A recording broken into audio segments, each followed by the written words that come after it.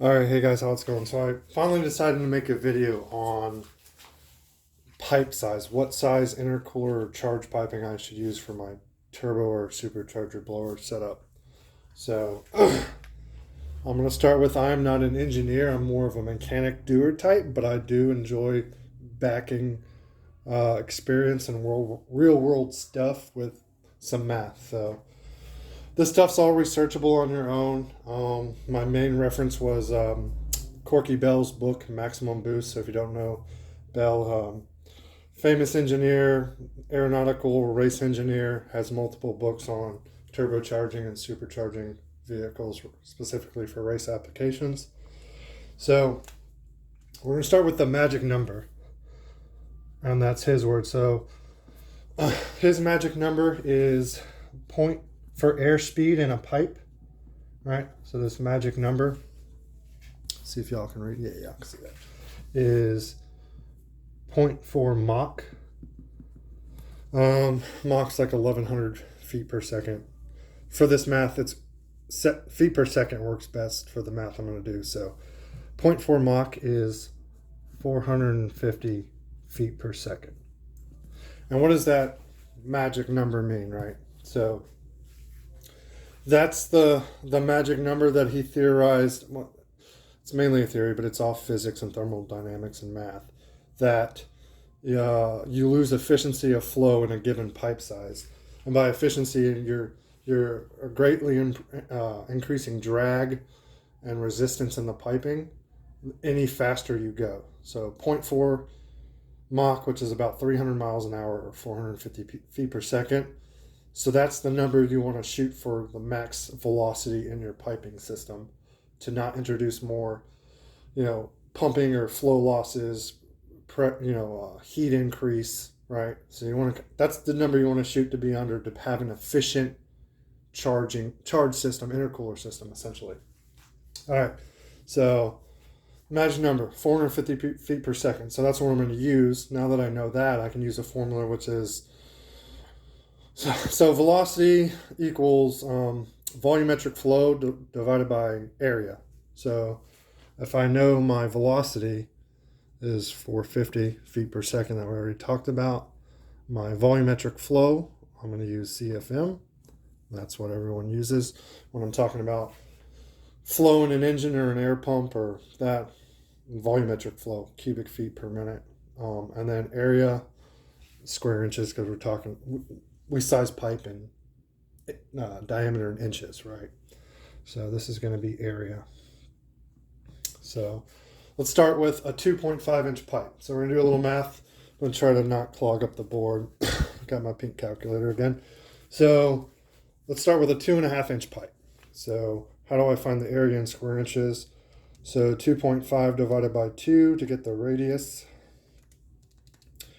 Get out of, there we go, notation mode, there we go. 2.5 divided by 2, 1.25 squared, so times that by itself, and then times pi, 3.14. So it gives me 4.9 square inches, pi r squared. Now that's in square inches. I need to get that into feet. So 12 inches in a foot. 12 times 12 squared is 144. So I'm going to divide square inches. So I'm going to write this stuff down before I forget it. So it gave me 4.9 square inches. If I divide that by 144, that gives me 0.034 square feet. Okay? So I have square feet. Now so I have my velocity I don't want to exceed. I have the area of my pipe, and now I want to see what max flow I can run at that speed in that size pipe, right? Makes sense? So to get CFM, we are going to clear that out.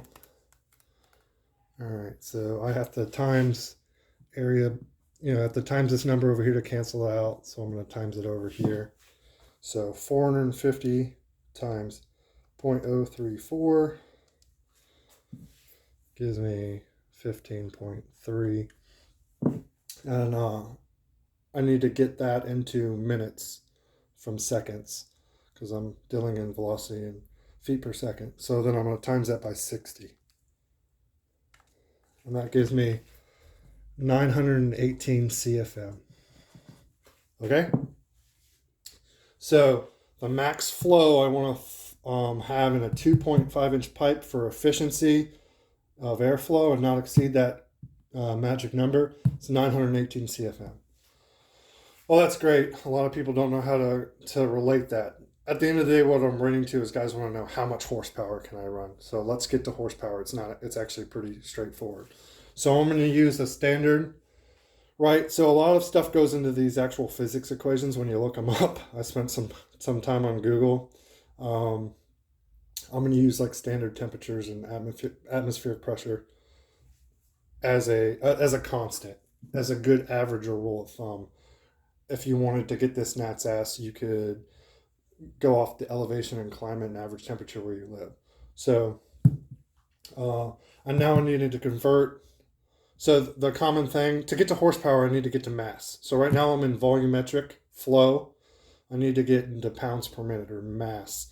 Most blowers or superchargers have a pounds per minute or mass airflow rating. And that's easily equatable to horsepower using another constant. So my constant I'm going to use here to get from CFM from volumetric flow to mass flow rate is 0.07. All right. The number can change if you want to play with temperature and pressure, you can go up or down from that number. That's a good average that I'm going to use here. So 918 CFM times 0.07 gives me 64.26. And that is pounds per minute or mass airflow. Okay, so follow me so far. This to get to horsepower is super easy. The average is anywhere from 9.5 to 10.5. For a turbocharger car, the common thing is 10. It's very similar for a Century supercharger. Easy math is 10. All right, so I'm going to times that by 10. Just going to move the decimal place. 643 brake horsepower. That's horsepower at the engine, right? Because my engine's an air pump. It's pumping air. It's pumping mass.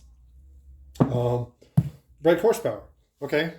Now guys want to hear is rear wheel horsepower, right? That's what everyone compares. The average for a manual is like 15% drivetrain loss. Some autos are 20. For this, I'm just going to use a drivetrain loss of 17%. Nice average number. Again, if you want to calculate this for your setup, you can play with all these equations. I'm just doing averages. So I'm going to use 17% drivetrain loss. So 643 times 0.17 is 109. So 643 minus 109. That gives me 534 rear wheel horsepower. All right. So in a 2.5 inch pipe, I lose efficiency of flow at 534 rear wheel horsepower, give or take. That is a good rule of thumb we're gonna use, right? Based on those averages and constants I used. Okay, so now that you've seen the basic process, let's do a 3-inch pipe. So the radius of a 3-inch pipe is 1.5. Square it. Gives me 2.25, and then times that by pi. 7.06 square inches. All right, I need to get that to square feet. So let's divide by 144. Gives me 0.049 square feet. And then I'm going to times that by my magic number of 450 feet per second for airspeed. Gives me 22.05. And then I need to get that to times by 60 to get up to CFM per minute.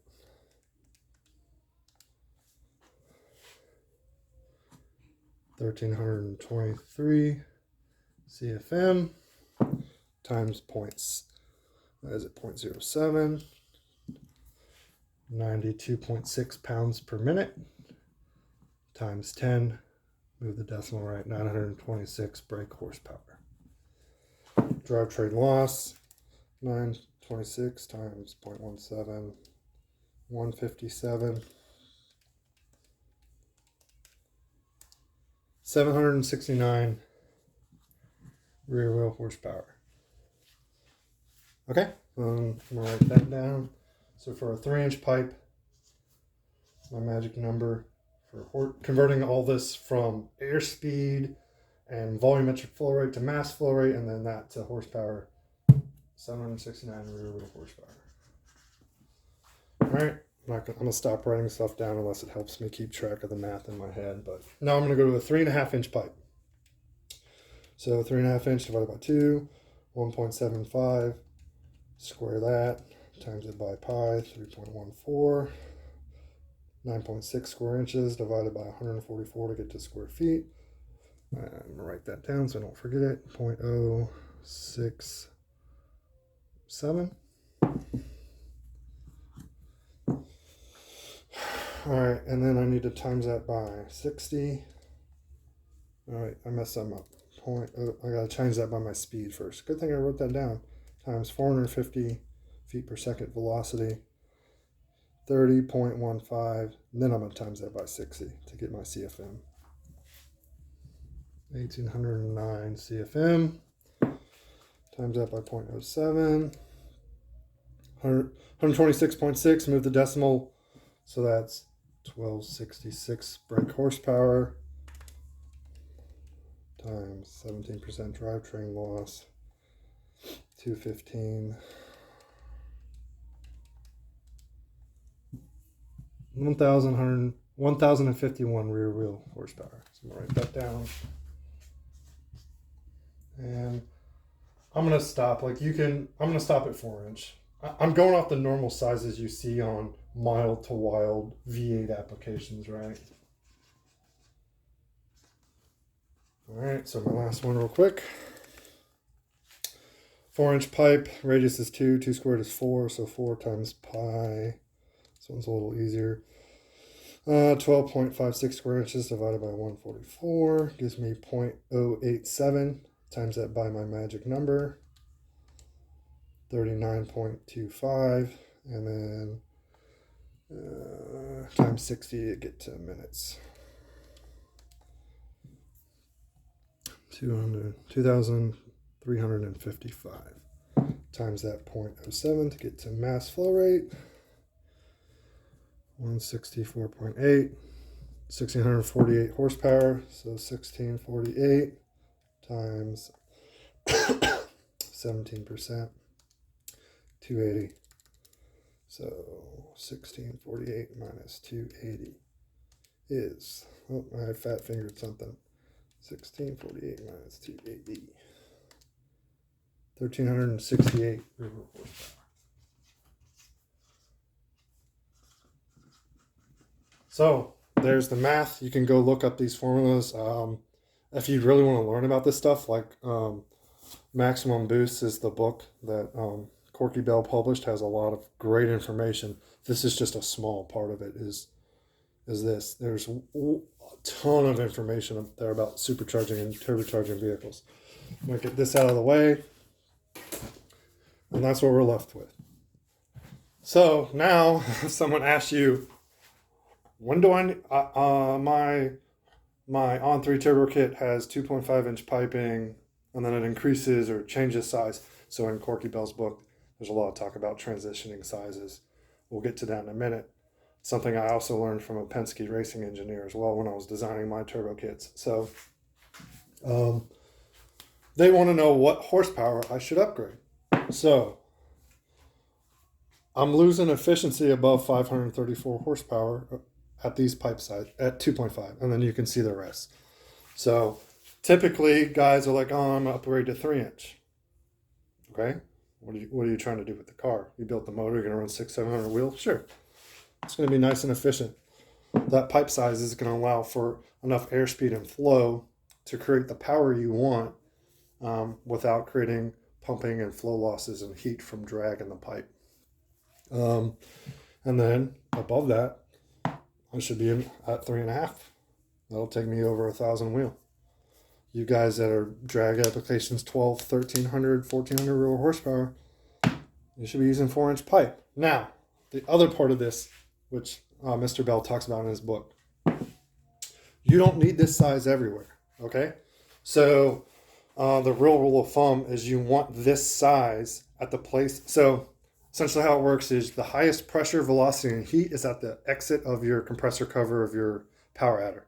So whether it's a century blower or a turbo, the hottest temps, pressure, and velocity is right at the outlet, right? And then the air goes into some kind of intercooler, whether it's air to air or air to water. The intercooler has more volume. It cools the air, so the air is becoming denser, and it also slows the air down. So if I know power, because I got all this from converting volumetric flow to mass flow, and then I can convert mass flow rate to power, which is an easy calculation. Essentially how it works is when I slow the air down and I cool it and I make it denser, now I have denser, cooler, slower moving air. If I don't increase pipe size leaving my intercooler, I'm now forcing at the exit of the core of the intercooler, there's usually some kind of end tank, and now I'm forcing all that air back down out a certain square area of the pipe. I'm going to have more pumping or head losses. I'm going to put more heat back into the air, and I'm not going to have efficient flow because you want mass flow to make horsepower.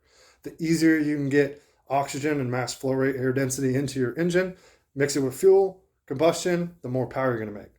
So easy rule of thumb here, and this is just from guys testing this stuff out, and that's why I designed my turbo kit the way I did, is you can go a step smaller from your power adder to your intercooler, and then you want to have, based on your desired power, you want to follow this chart for the size you run the rest of the way from your intercooler to your throttle body. A lot of guys are like, oh, I don't have enough room. Make room. You're going to make more power at a low, the name of the game is efficiency when it comes to making power, right? Stop putting my shadow in front of the camera. So what does that mean? Efficiency in a power adder application. I want to make the most power per pound of boost, right? So what goes into that? Having efficient flow through your charge size of your system, right? You want IATs to be as low as possible, and you want as much air density and mass in the engine that your system can possibly make. If you follow these rules of thumb, you're in the clear for not having inefficient charge size. So the common problem I see, it's literally almost every mainstream manufacturer of blower and turbo kits, is they're like, oh, this car can handle about 500 horsepower. The consumers expect that. I'm going to put in this really efficient blower. Like, I'm going to make this kit with a D1SC supercharger. The supercharger, I'm going to put all these cool flow specs. It can support this RPM, this mass air flow rate, either pounds per minute, or they'll actually give you a horsepower, which gives you nothing if you don't know the air pump that it's running on, or the engine, right? So the other part of this, I used constants for, but you would use the term is called a pressure ratio. Pressure ratio is boost pressure, volumetric efficiency of the motor, and RPM, engine speed, right? So the lower my pressure ratio, and essentially how that works is right, it's a formula. So if I increase the volumetric efficiency of my motor, my air pump, by porting my heads, high lift cams, aftermarket intake manifold, increasing my piping size, or making it adequate for my airspeed, or now I can rev to a higher RPM. Now boost pressure is lower, right? And people see that all the time. Like I added cams and long tubes, and I lost 3 pounds of boost. That's irrelevant, right? Because it's just a measure of restriction in the system. The less restrictive your system is, the lower your measured boost at the manifold is going to be. It doesn't mean you lost mass flow, right? It just means now that your power adder's at a more efficient pressure ratio, you're moving more air mass, denser air, more oxygen into the motor at a lower pressure, right? And that's the name of the game. So hope I didn't lose you there. Video's getting a little long.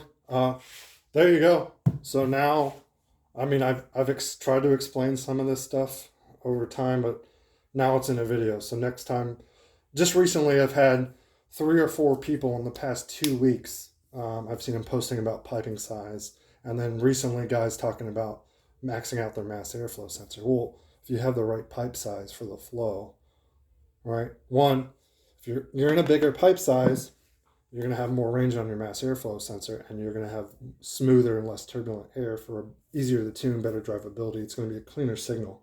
So instead of trying to get an aftermarket sensor that has more range or a voltage skewer like a Mafia or something to extend your MAF range because you didn't want to change piping size, you're not right.